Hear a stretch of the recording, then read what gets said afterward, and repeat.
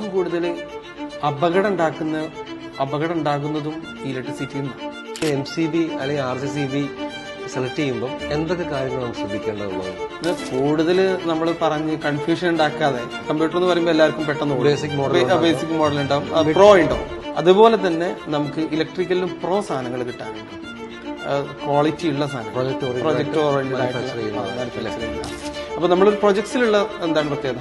പ്രൊജക്ട്സിലേക്ക് പോകുന്ന സാധനങ്ങൾ അവിടെ എഞ്ചിനീയേഴ്സ് ഉണ്ട്, അവിടെ MEP ഡിസൈനേഴ്സ് ഉണ്ട്. അവർക്ക് എല്ലാ സ്പെക്കും അവര് നോക്കിയിട്ടാണ് സാധനം ഉള്ളിലേക്ക് കയറ്റുള്ളൂ. അപ്പൊ അങ്ങനെ സാധനങ്ങൾ എടുക്കുകയാണെന്നുണ്ടെങ്കിൽ ഈ പ്രോബ്ലംസ് കുറയ്ക്കാൻ പറ്റും. അപ്പോൾ ഫോർ എക്സാമ്പിൾ ഇപ്പൊ നമ്മൾ ഇലക്ട്രിക്കലിലേക്ക് വരികയാണെങ്കിൽ MCBs ഒക്കെ എടുക്കുകയാണെങ്കിൽ സ്നൈഡറിൽ തന്നെ നമുക്ക് പ്രീമിയം സാധനങ്ങൾ വരുന്നുണ്ട്. സ്നൈഡറിൽ തന്നെ Acti9 എന്ന് പറയുന്ന ഒരു മോഡൽ MCB വരുന്നുണ്ട്, ഏണയ്ക്ക് എന്ന് പറയുന്ന ഒരു മോഡൽ MCB വരുന്നുണ്ട്. പിന്നെ അതിലും കുറഞ്ഞ് EC9 എന്ന് പറയുന്ന മോഡൽ MCB, Acti9 പോലത്തെ നല്ല MCBകൾ എടുക്കുക.